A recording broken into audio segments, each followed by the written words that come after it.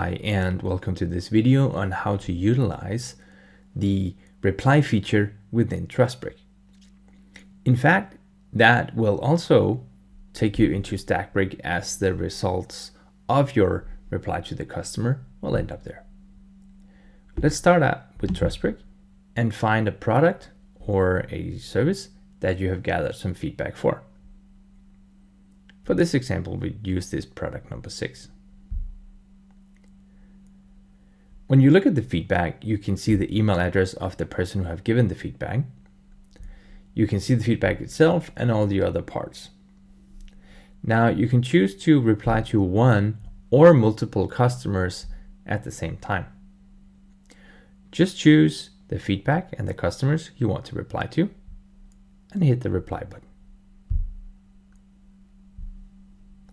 Next, here you see who are the recipients of this reply. As a support agent, you choose who you are and the email will be sent with that email.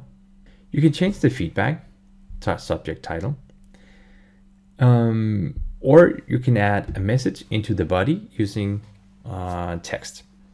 Next, you can also choose to add a voice message. This makes it much more personal for the customer to hear the support agent talking about how they will solve their problem.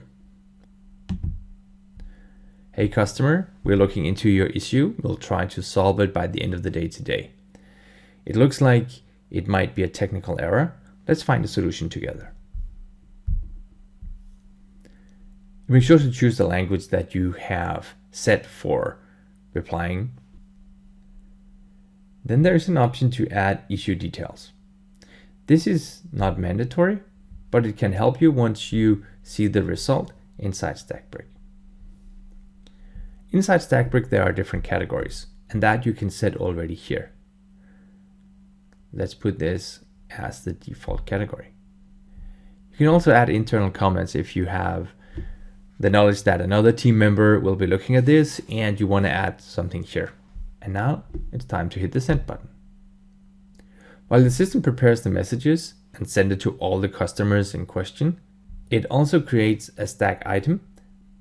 Switching into the Softbrik UI, seeing the list of issues, we see this one as it is the one we created just right now.